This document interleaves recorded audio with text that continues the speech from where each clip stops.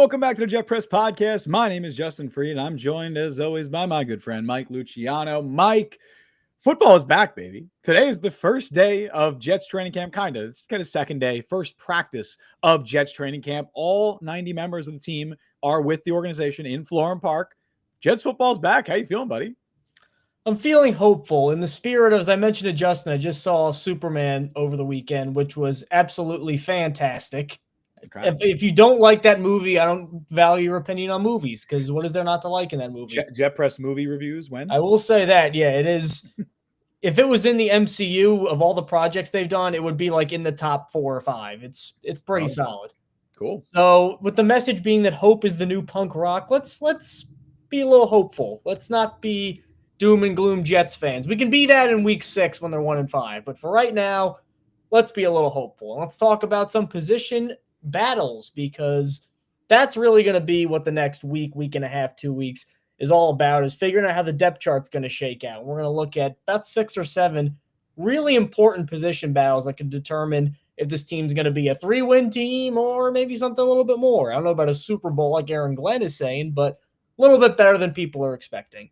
Thank you guys as always for tuning in. You know where to find us on Apple, Google, Spotify, Overcast, wherever you get your podcasts. We are there. And we're on YouTube. You can support the show by subscribing and liking the stream. Both of those things really help. And joining our 99-cent a month membership. Or you could be gifted one by Austrian Jet fan who donated $50 the other day, and we are still ever so grateful for that. Those are all ways to support the show, help us make more great content. But Justin, let's just get right into this. As Connor Long takes the early lead in the chat, saying, I've arrived home. Great first practice. Connor, of course, being at Florham Park today. So yes, he was. Good for Connor Long. We got credentialed media in chat here. Thank you for that. And maybe you could lend some credence to some of the bloviations we will spout off with. Bloviations? I don't know that word, Mike. I'm not going to lie. What does bloviations mean? This is what happens. This is what happens. You got to read the dictionary. Just sit and read the dictionary for hours. Read the dictionary. Just read the dictionary for hours. I have better things to do with my life. A style of empty. I don't. So political speech. I don't know if that's even what you meant to say. Is bloviation the correct? It's bloviation is a style of empty, pompous political speech. Well, yeah, it's like saying, well, we're going to say a bunch of stuff and it may have merit or maybe not. Oh, okay. We don't want to bloviating. That's then valid. Okay, understood. I confirm you. You're good. You're trying to do a power move here 4 minutes into the show? I'm just saying that you're validated. Okay. Let's get into some training camp battles. We're going to kind of go down the line here. A couple of them. We're going to start on the offensive side with something that we've talked about pretty heavily over the last few off-season podcasts, because it's going to be a huge talking point. It's going to really determine the ceiling of this offense, and we still really don't have any clarity on what it looks like, and that's the freaking running back room. Yeah. Because there are 3 guys that are the main contenders, and again, Kenny Nwangwu might be a kick returner, but there's 3 guys that are going to be toting the rock, barring something unforeseen. Breece Hall, obviously, we know what he's capable of and what he showed last year, which was probably not what he's truly capable of. Bad offense, but also bad year. Sometimes guys just stink for a year, like Josh Jacobs. We don't really know where he's at ceiling-wise. Really unknown, Breece Hall. And then you got the 2 youngsters, Braylon Allen, Isaiah Davis. Braylon Allen, of course, the more height of the 2, a bigger, stronger back, who this offense really wants to get him going. He had caught a couple passes today, showing he's maybe has some more upside as a receiving back than a lot of guys thought. And then Isaiah Davis, 3rd string back, but the last half of the year, I mean, he was the better running back of the 2 when compared to Braylon Allen. I mean, Isaiah Davis was over 5 yards a carry. Braylon Allen was barely over 3.5, which is not good at all. Mm-hmm. No one really knows how it's going to shake out. And then you also have to factor in Justin Fields is going to be carrying the ball a lot, because he's Justin Fields and he has to, and he has a 1,000-yard rushing season as a quarterback under his belt, which most guys don't have. It's going to be really interesting to see how the pieces fit together. If I had to kind of divvy it up carry-wise in a game, like let's just say the Jets are going to run the ball, I don't think this is a crazy thing to say, maybe 35 times a game. I really think they want to run the ball. They want it to be, I think, like a 60-40 running split. That's what Glenn wants. That's what Justin Fields would probably be better with. I'm saying Hall would probably start the year with half those carries, 17, 18 a game. I think Fields ends up with maybe 5 or 6 on design runs, on scrambles, on things like that. And then the remaining 6 will probably be divvied up each between Braylon Allen and Isaiah Davis. Maybe Allen gets a little bit more.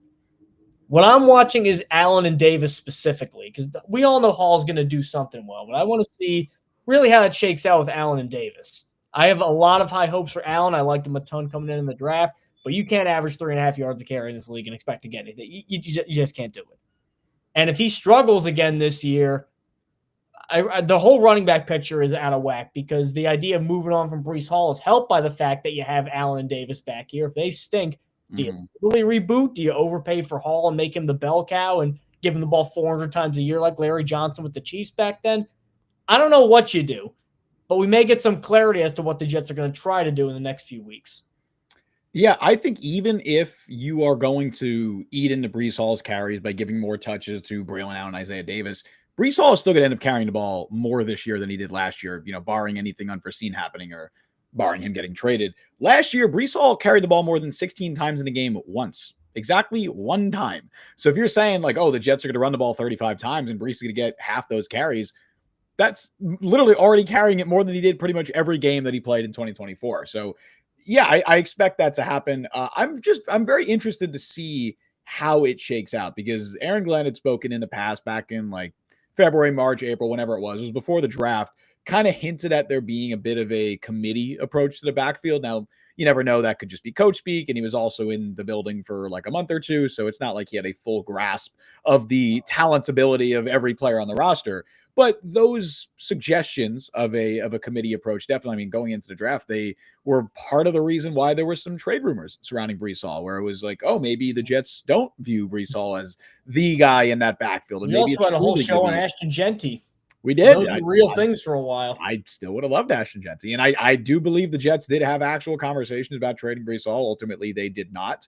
And I think they're probably better off for that. We've talked about Breece in the past. I think we talked about him last week, where I said he has probably the widest range of outcomes of any player on this entire roster going into 2025. I think there's a very real chance that he is traded by the deadline. If the Jets are bad and he's struggling again, I think there's a very real chance he's a top 5 running back in football this year. I think both of those are very feasible outcomes for how 2025 will go for Breece. So it's really hard for me to predict how he's gonna, like what his workload is going to be. But I do think he will be the top running back in that room. I'm not buying the idea of it being like a true 33 split between the 3 running backs. I think it'll be Breece, and then behind him, Braylon Allen and Isaiah Davis competing for that RB2 job, which will be interesting, because for most of last year, it was Braylon Allen, although he was not particularly efficient with those carries. He had a good start to his rookie campaign and did really nothing else after that. I think you said he averaged 3.6 yards per carry. On the contrary, Isaiah Davis averaged 5.8 yards per carry. Again,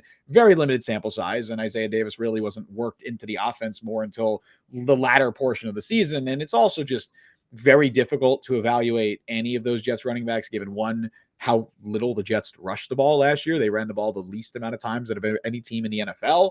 And 2, just it was a bad situation all around.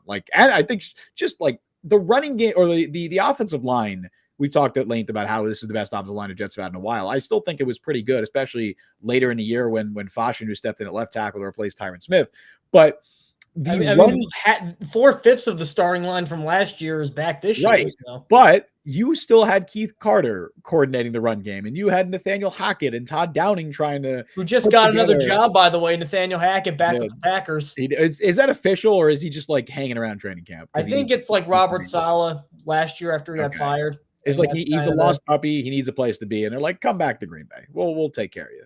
It amazes me how good of a networker he is, and how he has nothing to back it up other than that. He is clearly a likable guy with over a decade of NFL I don't think experience. He's a likable guy. Well, obviously people in the NFL do. And if you're a likable guy with over a decade, he's got like 2 decades of experience at this point. You are probably going to have a job for life in the NFL if you want it. And that's clearly the thing. That's also a Tim Boyle statement. That is also a tip. They have 9 lives between the 2 of them. But yeah, I think that the running game, even if Breece, if you want to just account for, okay, 2023 was a fluke and he's not nearly as good as we thought, I still think the Jets running game should be a lot more effective this year. Because I mean, you have ideally Tanner Engstrand and this, new Jets offensive staff will be more competent at their jobs, at least putting together a run game than Keith Carter. Because I can't tell you how much time, how many times last year it wasn't even necessarily the fault of the Jets offensive line from a talent perspective. It was just miscommunication after miscommunication after miscommunication up front.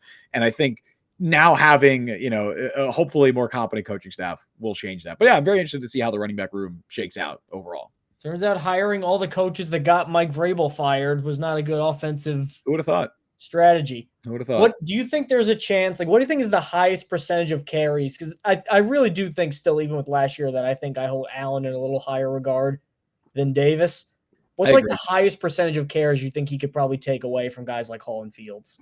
Well, again, it's going to depend if Hall's around. I mean, I see a world where Hall's traded by the trade deadline. Let's say Hall's around the entire time, and it's 4.3 yards a carry with a little bit of Breece explosion in there. Kind of what you're thinking Breece will do. Like, how do you think Braylon fits into that? In a best case scenario for Braylon Allen, where Breece Hall is still on the team for the entire year, I think there is a world where he can impress enough to eat into Breece Hall's carries, maybe in a 50-50 split. Like, the running back position is just so volatile year by year that like it's impossible for me to predict, like, going into the year where these guys are going to end up. Again, literally the conversations we were having about Breece Hall a year ago at this time was, is he the second best running back in the NFL? Better than Christian McCaffrey? Right.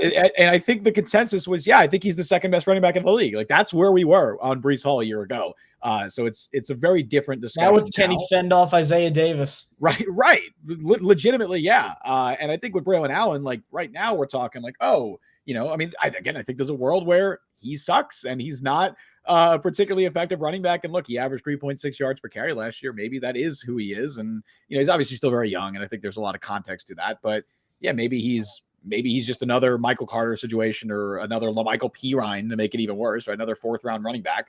Or maybe he is the guy and maybe he emerges as one of the top running backs. That's a lot of words to give you a non-answer there. But I will say that it's possible that he could absolutely end up in like a 50-50 split with Breece Hall if he impresses and Breece struggles. Over at wide receiver, and we don't want to beat a dead horse here, but this horse is still kicking a little bit over at wide receiver. You're going to see a lot of website, and again, Jet Press included, a lot of things where they're like, this Jets player is close to getting cut or whatever, and it'll be Malachi Corley. And you'll see a lot of posts like that if you're just on Google or on Google. If you're looking for it, when you're on the Google internet machine. You sound like my 72-year-old dad. What Google? That didn't. I remember like Betty Davis. No, that didn't sound like him.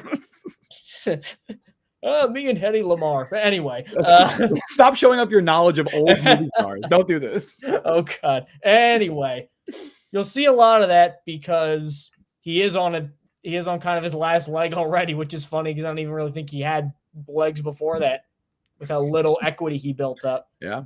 But the point keeps getting hammered home because it is so unusual. Even if you pick a guy this high and he's bad as rookie, which happens a lot. Sometimes guys end up turning it around and they're great and they just need a new coach. We were talking about this in a work Slack channel recently. I can't remember a time, because obviously this is an LOL Jets thing for not knowing what they had with Corley, but the draft media was high on him too. They had him as like a top 50 player, a lot of outlets. When was the last day 2 skill position player that everyone just whiffed on like this badly, where he can't play at all? That's the concerning part, because it's hard to see a guy who got picked, basically a 2nd round pick, the first pick of the 3rd round after being traded up to acquire. And then now they're like, well, maybe he can be wide receiver 6, because they have 4 spots guaranteed in that wide receiver. Garrett Wilson, obviously. Josh Reynolds, Allen Lazard, that's your top 3. Arian Smith, we don't know where he's going to fit in, but they're not going to cut him, so he's probably going to be maybe number 5 or something like that. They supposedly are talking up his speed and what they're going to do with him. Tyler Johnson, I don't think gets cut because they don't owe him a ton of money, but I think he probably makes it, so it's probably Johnson and Arian Smith fighting for wide receiver 4. And then there's Corley, a guy who, and we've talked about this before, well, maybe a new coaching staff can figure him out. They don't seem that interested in him. And he's certainly not helping his case, because all the reports from camp, and Connor Long, you can confirm this if you were there, he's dropping passes already. Yeah. I can't. This is just a complete whiff. And it's funny to make fun of Joe Douglas for that and Robert Saleh, but don't act like you the viewers at home. Yes, I'm antagonizing the audience. Let's not act like we didn't all have high expectations for Malachi Corley, and then what do you know? Can't play at all.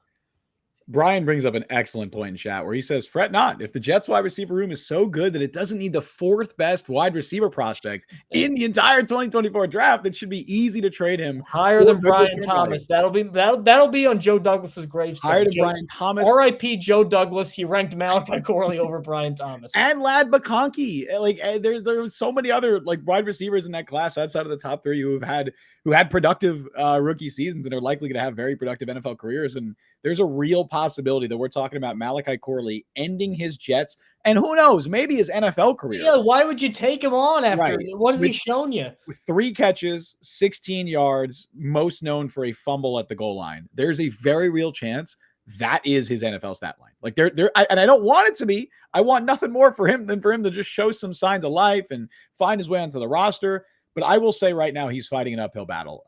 They keep 6 receivers.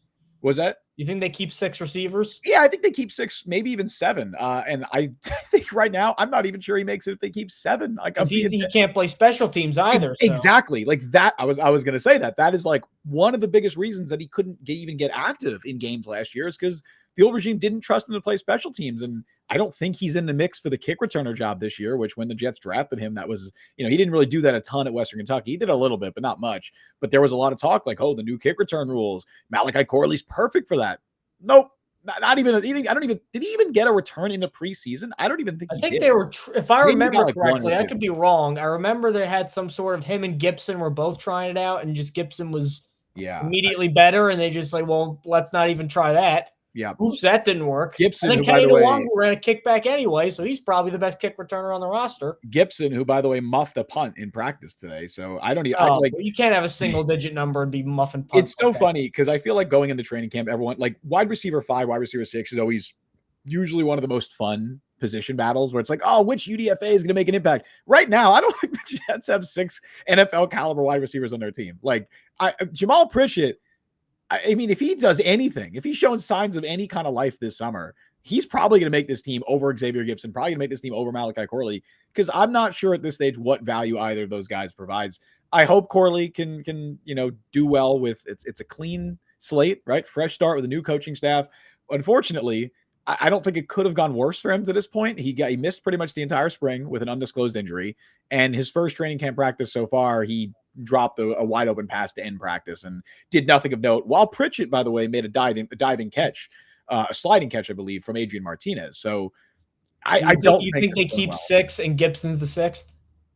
I think if right now, if I had to make a wide receiver prediction or a 53-man roster prediction, I think they keep 6 and Pritchett is 6. And then maybe they start Herb Charles. Maybe they like have him on the 53 just so they could put him on IR to start the year. Because if you put him on IR before the roster cut down, he's out for the year. And then Charles maybe comes back at some point. Like I could see them doing that, but I don't think right now Corley makes it. And I would, maybe this is me being hopeful. I don't think Gibson should make it. I'd like to see what Pritchett could do as a punt returner, but it can't be hard to be significantly better than Xavier Gibson, both as a receiver and a return man. We'll always have that Bills return, the Rodgers Achilles night. He'll always have that. As Brian said, and Brandon Condrington, of course, who the Jets traded to the Bills, was even better than Gibson, so he just had to go. Yeah, it is pretty wild that the Jets had a clear, very good kick return option in camp, a punt return option as well. Condrington, he does both. And they traded him to the Bills, which, like, look, if you weren't going to keep him on the 53 and you're going to waive him, because they were likely going to try and sneak him to the practice squad, that wasn't going to happen. So I'm glad they got something, even if it was a swap of 6th and 7th round picks in a couple of years. But yeah, I mean, seeing what Gibson did last year, like clearly they need some juice there. I hope Kenny Nwangwu could be that guy in the kick return game. Punt return, Jamal Pritchett. That's who I'm hoping for right now.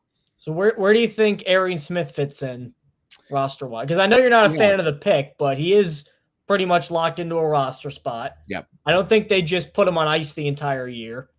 What do you think? What do you think he ends up doing? Like, all right, like here's a good way to phrase it. Do you think he has a bigger role than Malachi Corley? Yes. Well, I think he'll be on the team, and Malachi Corley won't. I mean, than Corley had in his rookie year. It would be really hard for him not to have a bigger role than that. So I will say yes. Even in like a floor situation, I think his absolute floor is like roughly what Corley did last year, maybe a little bit more involved. I think he'll be more involved. I just think they'll give him more opportunities than Corley got, because what's the harm, right? Like, you have last year it was Aaron Rodgers, right? And if you threw Malachi Corley out there with a team that you were trying to win games, like obviously they're trying to win games this year, but they were like trying to save their jobs. They're trying to win a championship. Right. They're trying to win a championship going into the year. Oh, how foolish we were. There's going to be a lot less patience for a guy like Corley who they think just can't play. Even if they think Smith can't play, I think they're still going to give him reps. They're still going to give him opportunities. I mean, look, if he impresses and he actually is a good, like if he significantly overachieves and exceeds expectations, there's nothing stopping him from being wide receiver 2. Like the competition's Josh Reynolds and Allen Lazard. That is not steep competition. Even if he doesn't fix anything, just the catching alone makes him viable. If he just drops passes at like a below average rate and not like worse than the league rate, like that would be an improvement. I mean, like, I'll say this: if he drops passes at a below average rate and not an Allen Lazard rate, he should be getting snaps. Like, he has the game breaking speed. Like, that is an element to that really does not exist in this offense. Like Garrett Wilson, sure, but I don't think Garrett Wilson is like, I mean, well, we'll see, because you didn't really get to see it at all last year, him being used as a deep threat, because Aaron Rodgers just did not throw the ball past 5 yards. But I wonder if they're going to use Wilson in that capacity a little bit this year. But Aaron Smith gives you an element that none of the other depth receivers on your roster do. Like, no one else is going, stretching the field the way he does. So if he's at least even competent, he'll get touches, he'll get snaps, and wouldn't be shocked if he's getting, maybe his 4th in target share amongst the receivers by the end of the year, which would be fine. Like, I think that'd be a fine rookie season. Let's talk offensive line, shall we? Let's do it. One that I think is a very odd competition, because I get Aaron Glenn wanting to foster a competitive environment, and I get him saying, look, you guys sucked last year. You shouldn't be walking into anything thinking you're safe. You might be a nominal starter, but like, what am I going to hold on to the legacy you made for a 5-12 team? Like, I don't care about that. So I get him trying to instill that at you. I think that's the right attitude to have here, especially with a lot of the younger guys that aren't, like Quentin Williams is a starter. Okay, obviously that's fine. But with some of the fringe guys, go, okay. Joe Tippmann, I thought, had kind of pulled himself out of that tier, because I thought he was one of the better offensive linemen on the team last year. I think he's one of the best centers in the AFC. And Aaron Glenn is not backing down from he's got to go and beat out Josh Myers, who is another Ohio State connection. Him and Justin Fields and Garrett Wilson all played together in college. Tippmann obviously played against them at Wisconsin. But they're sticking to this. And I know Joe Tippmann even said, like, look, I was surprised when they signed Josh Myers for this role. Because when they added Josh Myers, who, for those that don't know, he was the center with the Green Bay Packers the last couple of years, and kind of below average as a starter, probably a below average starter in the mid-20s for centers, maybe a high-end backup, probably can move around a little bit if you need them to. That's what I thought the Jets signed them for. Instead, they're having a legitimate competition here, for lack of a better word. It really surprised me. I think Tippmann ends up winning because Tippmann's the better player and the established starter coming into it, but they're not backing down from this, and that's surprising to me. Yeah, listen, we've talked about this before. I will say from the start, I would be shocked, stunned, dumbfounded, whatever you want to say, if the outcome of this, gobsmacked, whatever. I would be completely befuddled, right? If the outcome of this is anything other than Joe Tippmann as your week 1 starting center. So we'll get that out of the way first. But the fact that it's even a competition, like that is, it's silly. Like, I think it's just a little silly. And I get the whole thing, like you said in the beginning, right? Like, people, the counter argument has been like, oh, you want competition every position. You want, you don't want to just hand guys jobs. I get that. Sure. I think that's a fine mindset to try and instill. Where's the continuity with that? Because Joe Tippmann is the only guy on that starting offensive line who is competing for a job. Mike, they have a rookie, Armand Membu, who is currently penciled in as the starter, not a competition. Not even a thought. They have Chukwuma Okorafor, who they signed, who has more career starts than Josh Myers. He's been a starter in the league longer than Myers has. Why is he not competing with a rookie who's never played an NFL down, while Joe Tippmann, who, again, you want to argue the validity of PFF grades, whatever you say, he was a top 10 center in the NFL by PFF last year. I don't think you can make a case that he's not a top Film and eye test, they match that. Yeah, maybe not top 10 outside of top 10. You'll take that easily. I don't think you can make a case that he's not a top 15 center. He was not a top 15 center in the NFL last year. I really don't think you can make that argument. Josh Myers, by the way, 38th out of 40 qualified PFF centers last year in average or in PFF grade. He's never ranked higher than 26th. He's had 4 years, really 3.5 years, because he got hurt his rookie year. 3.5 years of being one of the worst starting centers in football. Like that's his film for 3.5 years. Now, I think he's a very good backup, but when they made that move, I was very excited because I thought he was a step up from Wes Schweitzer, who had kind of been that backup center, backup guard, the backup interior offensive lineman, and he's also more durable than Schweitzer. I know he got hurt. Myers got hurt his rookie year, but since then, I don't think he's missed a game. Maybe he's missed one. But I was very happy with that. And they signed him to 1 year, $3 million, which that's backup money. Like that is not starter money at all. That is exactly what you'd expect a top backup interior offensive lineman to get paid. It's around what Schweitzer was getting paid with the Jets. So it seemed so obvious. It's like, oh, this is clearly just a depth move, good signing, good move. I saw there was a report, Zach Rosenblatt at The Athletic said today that the Jets did not expect Myers to be available at that price point when they brought him in. So that might have been why they signed him. Like it was like, oh, we're getting a guy who we think is a starting caliber player for cheap. And maybe, like, sure, I think you can make a case that Myers is a starting caliber player. I did think that was a great value deal considering what he's done with the Packers. Oh, he's never been a backup. He's been a starter the last 3.5, 4 years with the Packers. He's not a good one, though, and it's not someone I want starting for my football team, especially when you have a guy in Joe Tippmann who is not only, again, I think a top 10 to 12 center in football who's only ascending and could get even better this year, but he's in his third year. He's played, what, 20-something career NFL games? Like, he's an ascending player. He's someone you're building your offensive line around. I don't think this is going to amount to anything. I don't think come September or October, there's going to be any talk of Josh Myers pushing him. And I think it's going to be a weird summer anecdote of, remember the time that Josh Myers was pushing Joe Tippmann first, like when Tippmann makes his first Pro Bowl or whatever, be optimistic. Brian Sternbeck says maybe they view Tippmann as a trade piece. That would be a mistake. I hope not. I hope not. I really hope not. I don't think Tippmann is someone you're trading. You rarely see teams trade good offensive linemen, especially centers, especially good young offensive linemen on rookie contracts. Like that is just it's hard to put a price on that in this league because they're few and far between. I would be shocked. And wouldn't sell for less than a third. I mean, you picked him in the second. If you that's not a good value trade. No, I'd want more. I would absolutely want more. But I don't again, it's one of those things where it's like, how do you price that? Like that's another reason you don't really see those players get traded very often is because they're more valuable to the teams they're on usually than the teams that would be acquiring them. Like Joe Tippmann should be one of the more valuable pieces on that Jets offense. It's weird that he's competing. Again, I don't think it's going to amount to anything. I don't think the other weird thing too about this is before we move on to like the defensive side is it'd be one thing if they said, you know what, we're switching our scheme. Just his style works better. Maybe Myers is a little smaller, a little more athletic. I think Tippmann's a great athlete.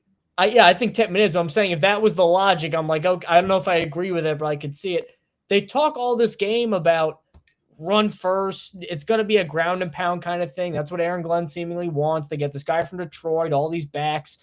Tippmann's what, 6'6", 330, and he came from Wisconsin when Braylon Allen was running for 2,000 yards. Like, he's the run blocking guy over Myers. Yeah, you would think. I think he's exactly someone you want, like climbing up to the second level. Like his athleticism, I think, could be really valuable in the run game.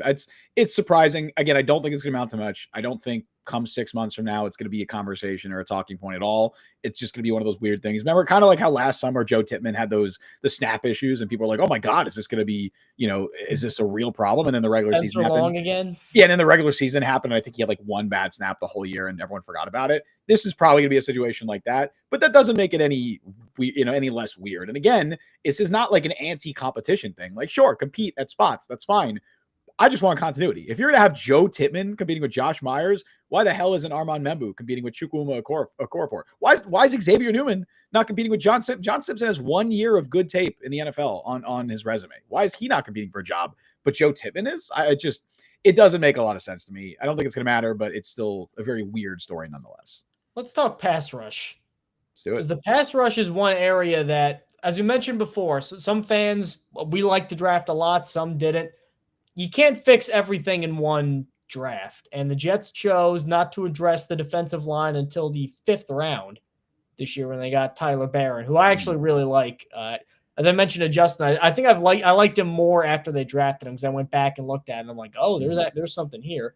But right now, what they got really their top three guys, which that'll make or break your pass rush, is Will McDonald, great pass rusher, can't defend the run to save his life. Now, he did bulk up. Supposedly, people that are there are Yep. saying he's a lot stronger this year, Put on which I 15 think will pounds. help. But we can only go on what we've seen. We got to see it first before we believe in him as a run defender.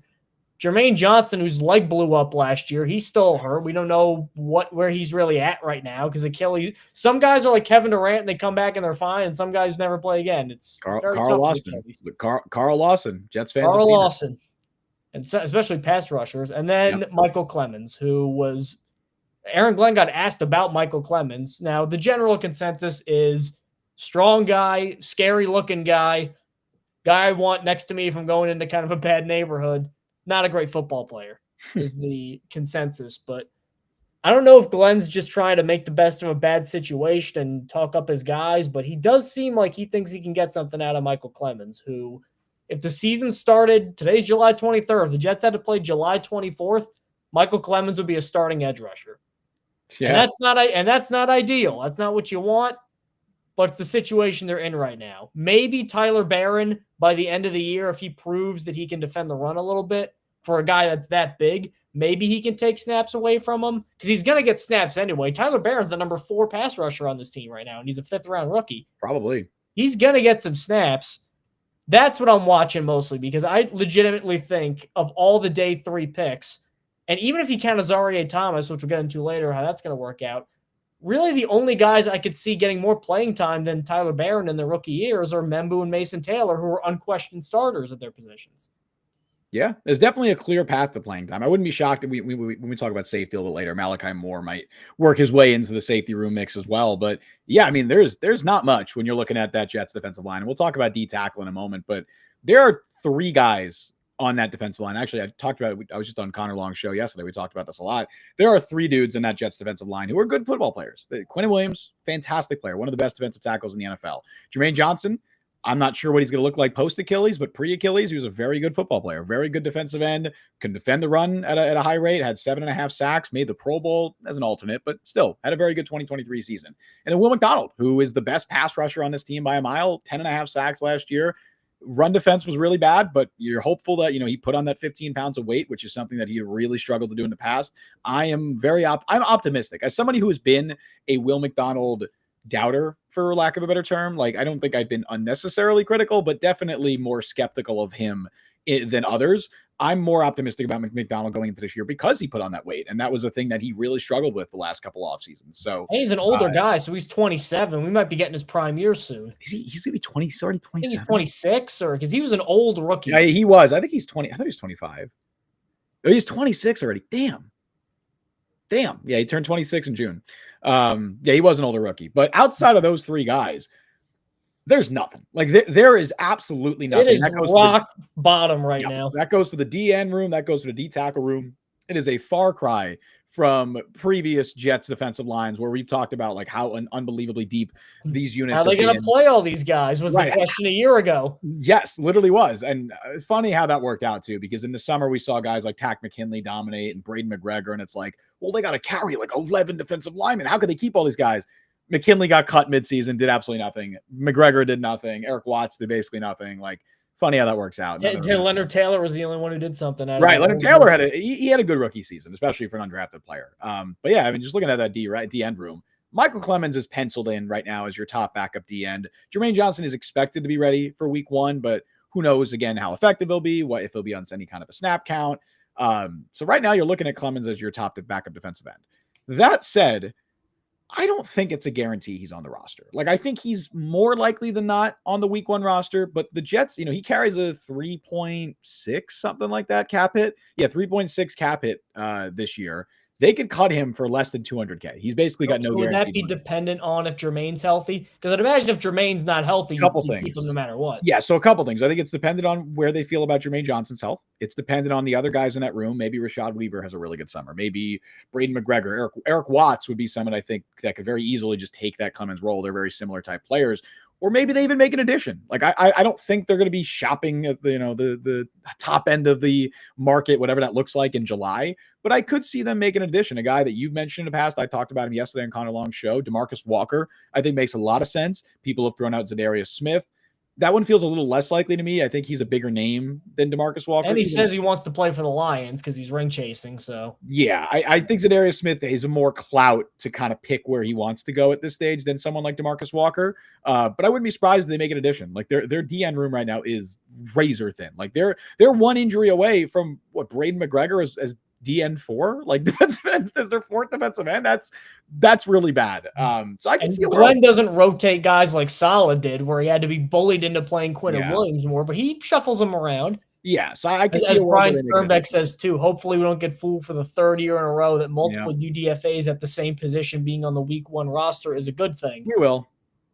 Yeah, you doubt the power of Jets hopium. Fatorma Mulba and Peyton Page will make the week 1 roster. People are like, oh my god, the D tackle room is who's the first guy? Fatorma Mulba. Is that like a Star Wars character? Yeah, exactly. Yeah. Fatorma Mulba. That sounds like a right. That's the defensive tackle that they signed, whose like first 3 initials are Fat, and people are like, oh my god, Project Fat. They got a fat guy. I think he went to West Virginia. Fatorma Mulba. But yeah, we're gonna be some situation like that or something where it's like, oh, 2 D tackles like made the 53-man roster. They just undrafted class is stacked, and then neither of them do anything. But you know what's great about Fatorma Mulba is the Jets have his headshot. They very clearly just took a generic like a black player's like body from here down, and then photoshopped Fatorma Mulba's head on top of it. Really? It's so funny. Did they really? Is it on the official Jets site? Go just put him in on Google Images, and then you'll see the side by side. It's quite hilarious. For his headshot? Yeah, they clearly put him on like Sauce Gardner's body or something. Oh, it's very obviously photoshopped. I think they do that a lot. Look how skinny his shoulders look. Yeah, or maybe he just has really skinny shoulders, Mike. You don't know. Don't judge. That's not good for a defensive lineman. No, it wouldn't, especially one whose nickname is Fat, apparently. You gotta live up to. You got to be a big dude. But yeah, it's a very thin room. I wouldn't be shocked if Clemens isn't on the week 1 roster. Right now, they realistically probably don't have anybody better, though. That's the unfortunate part. The defensive tackle room, too, we mentioned this before. This is the real Thunderdome. This is the real competition area because it is 3 veterans on 1-year deals saying, have at it. Best. It's the scene in The Dark Knight where Joker breaks the pool cue. We're going to have tryouts. And he throws it down. I did tell you before we started recording that I've never seen a DC movie before. Even The Dark Knight? I've never seen The Dark Knight. No. Oh, Christ. Oh, not that I'm like, okay, I want to make... That's my favorite movie. I'm not like a Marvel guy. I'm just not a superhero fan, but I have happened to see Marvel. Dark Knight when it came out. Anyway, we're getting off into movie corner with Justin and Mike. We got to do that one time. Although I'll do TV show corner. Well, you haven't seen any movies. How is that going to be a good show? I'm more of a TV show guy. I'm more of a TV show. Man, this movie's great. Well, I haven't seen that. Okay, that's the end of the episode. I'm watching, the show You? Do you know what that is? What? The show You with Penn Badgley. Yes, I've heard of it. Okay, I'm watching through that right now. I wouldn't even recommend it. Not even a particularly good show, but I've just made it so far. I have to finish it now. I'm on to literally the last episode of the entire season or series. So. That'll be the show. Everything I've seen that you have and everything you've seen. Yeah, and then we just tell each other about these shows. I swear it's good. Yeah. But moving back to the defensive tackle room, it seems like, because obviously Quinton Williams is going to start. They're going to go 4 defensive linemen. Quinton Williams is going to be one of them. And then Clemens Johnson, we don't know who, and then Will McDonald. So that's 3. Right now, it looks like the 4th guy, the 2nd defensive tackle, Javon Kinlaw's spot before he got very overpaid. Yeah. The Sheldon Rankin. Don't understand. The Sheldon Rankin spot, if you will. The Sheldon Rankin spot is currently occupied by Derek Nottie. And I like them bringing in. I thought that Mecole Hardman would be one of those, like, hey, bring in a guy from a team that's won some Super Bowls, show him how to win thing. And then he quit because he was a baby. Oh, my pinky finger hurts. I don't want to return. Yeah. That's what he did. He admitted it. I know. I've interviewed Mecole Hardman, so I don't want to say mean things, but it was not. Well, I haven't, so I will. It was not a good situation. But yeah, Nottie coming from Kansas City. A competitive environment too, because he lost his job to Treshaun Wharton, so he knows kind of the environment that crucible can kind of bring out of people. The problem, though, and I mentioned this quote a lot of times on this show because it really dampened my enthusiasm. Because when they signed him, I'm like, oh, that's a pretty good 1-year rental, veteran, run stuffer kind of guy. Our friends over at Arrowhead Addict, the great Matt Connor at Arrowhead Addict. I'm like, how is he? He goes, oh man, he is really, really bad. They're like, fans like him because he does a lot of like saving stray dog kind of charity things. But like, yeah, he stinks. Can't play. I'm like, oh, that's not good. Mm-hmm. So that leaves Byron Cowart and Jake Tufele. Tufele is a complete whatever to me. Maybe he becomes something, but he's just, I don't want to say cannon fodder, but he's just going to be a backup. I don't think he has. I think Tufele would be a surprise if he made the 53. I don't Yeah, think he's that kind of guy. Cowart, Byron Cowart, I think is the naughty competitor here. And Cowart has a leg up because the Jets defensive line coach is Eric Washington. Yep. Why are they connected to DeMarcus Walker? Because DeMarcus Walker and Eric Washington were together in Chicago. Mm-hmm. That's why Byron Cowart, I think, came here because of Eric Washington. The other Walker connection, by the way, is Darren Mushi was in Denver, of course, when Walker was drafted him. Yeah, second round. Yeah. But yeah, there was a connection between Cowart, who used to be a defensive end. They moved him inside. Mm-hmm. So it's him and Noddy. I think Noddy starts week 1. I think Noddy starts most of the year. But considering how his time ended in Kansas City, I think this is just going to be a place where they shuffle guys in and out, hot hand kind of thing. And then maybe next offseason, they look more earnestly at paying a guy a multi-year contract next to Quinnen, or they just draft a guy pretty high. Because I think they wanted to draft a guy pretty high this year. Yeah. They wanted, I think, like Deion Walker they were in on, or a couple guys, and the board didn't fall their way. Who was drafted right before AZ Thomas? Because I think that the Bills was that Landon Jackson, but Landon Jackson. I think it was Deion Walker was before Arian Smith. I think that was the pick you're thinking of. That might be it. Yeah, Zaria Thomas. Yeah, Landon. Vernon Broughton was picked 2 picks for it. I don't think they were in on him. No, they weren't. That's a reach anyway. Yeah. I mean, Darius Alexander went a few spots, but that would have been nice to have Darius Alexander. I know you weren't as high on him, but in the 3rd round, that's pretty good value. That is pretty good value. But yeah, what are your thoughts on the defensive tackle room kind of at large? Yeah, it's Quinnen Williams and a bunch of Jags, a bunch of guys, right? A bunch of dudes that are just kind of fighting for reps. Leonard Taylor is the one that Jets fans will latch onto. He has the highest ceiling, the highest upside of anyone in that room who's not Quinnen Williams. I do think it's important to note, though, that even in like an optimistic best case scenario for Leonard Taylor this year, he's probably not going to be the guy to start alongside Quinnen. He is undersized. He is definitely more of a 3 tech. I know Miami used him as kind of like a 1 tech nose tackle a good amount, and that was not how you should be using a player like that. And we saw that with his numbers. He's a 3 tech through and through. And not a particularly good run stopper as well. So if you're looking for somebody who's going to start on early downs next to Quinnen Williams, I don't think that's going to be Leonard Taylor. I think Leonard Taylor is probably going to be a pass rush specialist kind of coming in on those passing downs. Maybe he plays alongside Quinnen, in those obvious passing situations, but I don't think he's going to play next to him. Noddy is the one who makes the most sense because he's been a 1 tech for his entire career. He's been a nose tackle. Like, he's a quote unquote run stuffer. I mean, if you look at PFF grades, they would not agree with that assessment that he's a run stuffer. And I don't know how many Chiefs fans would also agree with that, I guess. But that is his rep. Like, he is supposed to be a, big bodied run stuffer in the middle of defense, which is really what the Jets should be looking for next to Quinnen Williams. Cowart, again, take mini camp and OTA reports, especially for trench play, with the biggest grain of salt.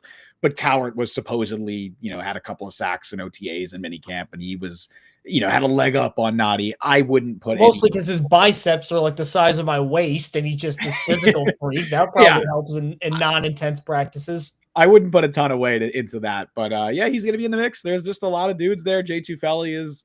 I mean, if there was like a definition of just a guy, like, that's J. Tufele. If he walked into a store right now, could you figure out what J. Tufele looks like? I don't know if he's got the long hair. I know he's got long hair. He looks like a football player. I will say that. Like, if you were to build a defensive tackle, I don't know where he went. I actually don't know where he went to school. Don't tell me. I would guarantee it's a Pac-12 school, like, or an OG Pac-12 school. I do know where he went to school, and it is a Pac-12 school. I knew it. Is it like Oregon? USC. Okay, yeah. Those were the two. That was going to be my second guess. It's either Oregon, or USC. Utah, though, too. So I was about to say Utah. I was literally about to say Utah. Like, or Oregon State has like a lot of, because I think he's Samoan or Tongan. Some Polynesian. Yeah, there's a lot of Polynesian players go to the Pac-12. But he's in the mix. Like, again, there's the UDFAs. There's also Fedarian Mathis, who's not someone that people have talked about a lot. He was the old Washington bust. Yep, he was a top recruit at Alabama, 2nd round pick of Washington a few years ago. He dealt with some injuries, and then even when he was healthy, he was not particularly good. But thank God for Jay Daniels, man. They cannot draft defense. Yeah, when we're talking about linebacker 3 in a moment, we're probably going to talk about another Washington flameout from a similar era in Jamin Davis. Mathis is in the mix too. It's hard to predict what it's going to look like now. Just going into the summer, I'll say if they carry 4, it's probably going to be Quinnen, Nani, Byron Cowart, and Leonard Taylor. That would be my guess. But if that changes by the end of the summer, I would not be shocked. I feel like a lot of them are going to end up being somewhat interchangeable in a lot of respects. You mentioned Jamin Davis. Looking at the linebackers, I think there's a chance he wins that third role because the top two are locked in, obviously. Yes. Quincy Williams and Jamin Sherwood. Which, by the way, I'm really excited to see Quincy Williams in this defense this year. Like, I think that last year wasn't quite as good as his unbelievable 2023 season, but he was still very good. Like, I think he proved he wasn't like a full 1 year wonder. He's now going to be part of a defense that they're going to blitz him a lot more. And he is a very effective blitzer, both with the numbers and also like, look at the dude. There's no reason he shouldn't be an amazing blitzing linebacker. I mean, the way his acceleration is unmatched amongst all linebackers. That just reminded me of something. Has Sauce been revealed in that top 100 players yet? Where are they even up to? I remember saying Quincy was going to fall. I stopped paying attention. NFL. If he's not in there yet, I'm concerned. If he's not in the top 100, I'm going to go and pitch a fit. What are they up to? They're up to 60 they're up or something. 65. No, I don't think any other Jets have been there. So he's gonna be up there. I think Quincy. Well, it's crazy. Quinnen fell to 87. I will say that. That's ridiculous. Quinnen Williams being apparently worse at his job than Kyren Williams is very funny. That is like, I love Kyren. He's a fun player, but come on, man. Come on. But I think the most fun option with this linebacker room, and I think there's a chance it happens, is Kiko Mauagoa and his awesomely named father of, what is it, Falilia back then? Something like that. Yeah, Francisco Mauagoa. It was like 70% vowels in his name. Oh, I remember us reading that. I think Francisco Mauagoa has a chance to win that third linebacker role. A guy who see ball, hit ball. That's what you want from a linebacker. Yeah. I think he's a really good run stuffer in a way that could benefit this defense because Quincy, I think, is not a big linebacker. He's 5'11". He's not a big linebacker. And then Jamin Sherwood was obviously a converted safety. So this is not a big linebacker room. This is not like an old school meat and potatoes kind of linebacker room. I think Mauagoa would kind of add a nice little flavor, for lack of a better word, that this group doesn't really have right now. Mm-hmm. He's got a long ways to go in terms of covering well and being kind of an NFL level athlete. But I think in terms of the most fun options for the backup role, which again, you hope doesn't get extended defensive time. You hope those two are playing all the snaps possible. I think Mauagoa is a really strong contender for that role, and it would not shock me at all if he wins that. Yeah, the two Miami draft picks, Barron and Mauagoa, have a very clear path to playing time. Like they are in two of the weakest or I wouldn't even say weakest, just thinnest position groups on the entire Jets roster. I mean, the Jets are one Quinnen Williams injury away from having one of the worst defensive tackle rooms I've seen in a long time. And they are one worst defensive lines I've seen in a while. Right. And they're one, Quincy Williams or Jamie and Sherwood injury away from, playing who at linebacker? Marcelino McCrary Ball? Who the hell? Zaire Barnes, who didn't even play in a game last year. Like it's a really thin linebacker room. But that's why Mauagoa has a real chance to emerge as that third linebacker. And also, if you're looking ahead to the future, I just sung the praises of Quincy Williams and talked about how he could have a big year. I am not confident. And in fact, right now, I would say I don't expect the Jets to extend Quincy Williams after this year. He's playing out the last year of his deal, which, hey, shout out to him because we've talked about this a good amount over the offseason. Like, hey, look, Sherwood got paid, right? Quincy is extremely, extremely underpaid for his position. And it would not have been unreasonable for him to be like, hey, give me a new contract. Like, you paid Sauce, you paid Garrett, you paid a guy who I'm better than at the same position, top money. Pay me too. It would not have been unreasonable for him to do that. My brothers here, pay me. Right, exactly. It looks like he's not going to do that. So shout out to Quincy Williams for that. He's not going to get the love that he should get from Jets fans for that, but I will give him that love. But yeah, I don't know if he's going to love him if no one else will. Exactly. If only one person in this world loves Quincy Williams, it's me. It's not Quinnen, it's me. But so Mauagoa has a real chance to not only earn a spot this year as that linebacker 3, but hey, man, if he impresses, maybe he's a starting linebacker next year. Maybe he's one of your 2 linebackers because there's nothing in that room, dude. It's Mauagoa. It is Jamin Davis, who former first-round pick of Washington, who flamed out there, was very bad. That was a total whiff on their part. Zaire Barnes, who played a handful of games as rookie. I don't think he's played a defensive snap in his career because he missed all of last year with an injury. Marcelino McCrary Ball, who's a special teams guy. And then a couple of UDFAs, Jared Bartlett, Aaron Smith, they had Jackson Sermons back. He was a UDFA last year. Like, there's just not much. There's not much competition. So Mauagoa, they spent a 5th-round pick on him. There's a real opportunity for playing time if he impresses this summer. The secondary. Yep. Justin. Training camp's always great because every highlight is always, wow, this unit is great, 50%. And then the other 50%, whoa, this other unit that got beat by that one is terrible. Well, no, that's never how it's always the unit that does well. That's the takeaway. No, it's always like, oh, the offense is cooking today. Yeah, if Garrett Wilson catches a 50-yard touchdown, Garrett Wilson's doing well. It's Garrett Wilson is great. It doesn't matter that Brandon Stevens got mossed. Like, no one's going to talk about that. Well, that's the thing I was getting to was you may see a highlight going around of Garrett Wilson making a great catch over a cornerback that did not turn his head around and might have made a play on the ball if he did. Brandon Stevens, 3-year, $36 million man, was the cornerback who was getting mossed in that viral video. And that underscores kind of our problem, for lack of a better word, with the way the secondary is constructed, because I think both of us really like the Azareye'h Thomas pick in a vacuum. May not have the most immediate path to playing time like guys picked rounds later, but the value was really exceptional there. Mm-hmm. A guy who not a lot of people thought would get past like the 50s at 73. Like, of course you take that. You take that chance. The problem with Thomas is he can basically only play on the outside. He's a 6'2" corner, not very fast. For as good as he is just overwhelming people, not very fast or athletic. So because of that, he can't play in the slot. That's Michael Carter in the nickel defense. He can't play on – Sauce's got the other half of the cornerback tandem locked down. So because of that, he basically has to compete with Brandon Stevens for every single snap. The other move they could do is move Stevens to safety, which I've seen some people say, because Andre Sisco's only there for a year. Tony Adams, thoroughly average. I know Woody Johnson hates him, but thoroughly average player. Certainly not a long-term asset right now. Maybe you move him there, put Thomas in there. But then you just paid Brandon Stevens, a cornerback, like top 5 or 6 safety money to switch positions, which I don't think is what they intended either. So, on one hand, it's a good problem to have that many qualified cornerbacks that are that good and that many cornerbacks with this high of a ceiling. But I'm really finding it like it's almost like you want to find ways to not play Stevens as much or move him around, but he's the guy you signed to a 3-year contract, so you would think he's locked in as a starter. And we still don't really know what the secondary is going to look like. And I don't want Thomas to just waste away on the bench forever. He can not play 1 year, fine, but Stevens will still be there. They got to figure out a way to get Thomas on the field.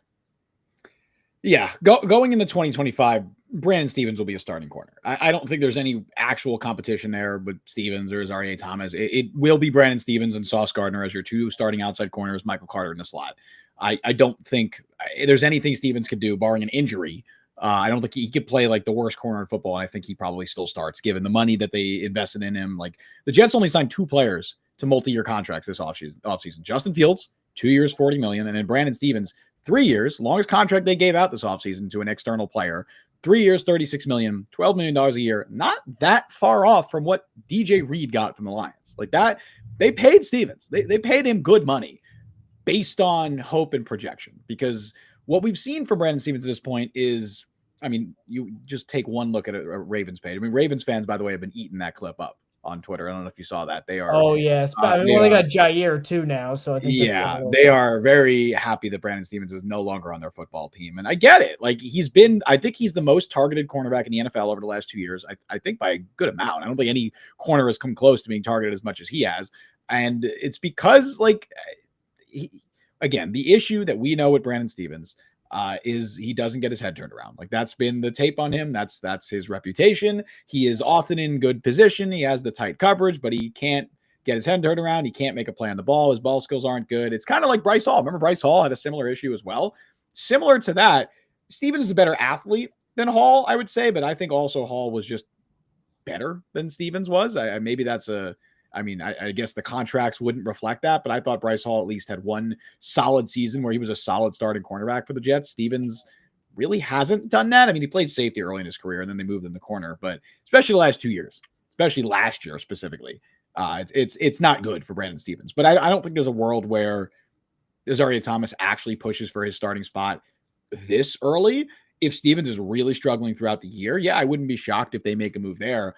I really don't want to move him to safety. I don't think it really would make, like, I don't think he's a particularly good safety to begin with. Like, they moved him to corner for a reason. Well, partially because they drafted Kyle Hamilton, and when you're drafting Kyle Hamilton, you're not gonna worry about Brandon Stevens and where he's playing. But I don't think he'd be a significantly better safety, and you'd also be paying him crazy money.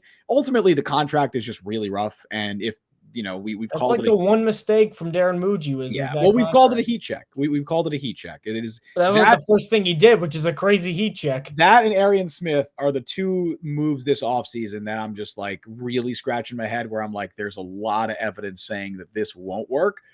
Prove me wrong and show that and maybe one of them will work out. I don't know. I think Arian Smith has a better chance to be a quality 4th round pick than Stevens does of actually living up to the contract that they paid him. I'd be very surprised, because for him to do that, he has to be I would say a good starting corner, and he hasn't really shown anything remotely close to that. I'm not going to freak out over one training camp clip, and we've seen Garrett Wilson, Moss, lesser corners in the past. Like, I'm not going to fault Stevens too much for that, but it is exactly the same thing that has really derailed his career and really hurt him in Baltimore, is being in tight coverage, being in the right position, can't make a play on the ball. That is exactly what happened in that clip. And we mentioned this before the show. Just what a weird thing for a cornerback to not be good at. Yeah. It's just, it's like you're in the NBA. You're like a 6'3" guard and you just can't shoot any jump shots. Just can't do it. Like, well, yeah, it's tough. And no team is paying guys like that in the NBA. If you're a 6'3" guard and you can't shoot, you're not getting Brandon Stevens money. I'll tell you that. I think you are getting Brandon Stevens money. Well, maybe you're getting NBA is right now. Brandon Stevens money. Brandon Stevens money in the NBA is nothing like that. You are Shea getting like what $78 million in his next contract like 1 year. Duncan Robinson just got 3 years, $88 million or something like that. Don't have your kids play football, man.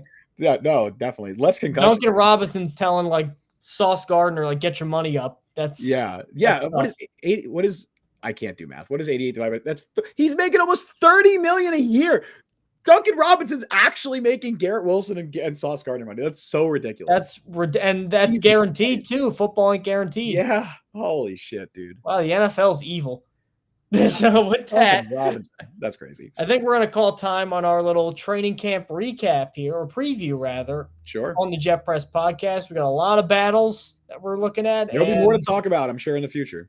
More that we're going to talk about. Injuries might create new ones, but that's the lay of the land right now. Thank you guys for tuning in. You know where to find us on all the podcast platforms: Apple, Google, Spotify, Overcast. Wherever you get your podcasts, we're there, and YouTube, liking, subscribing, all those good things.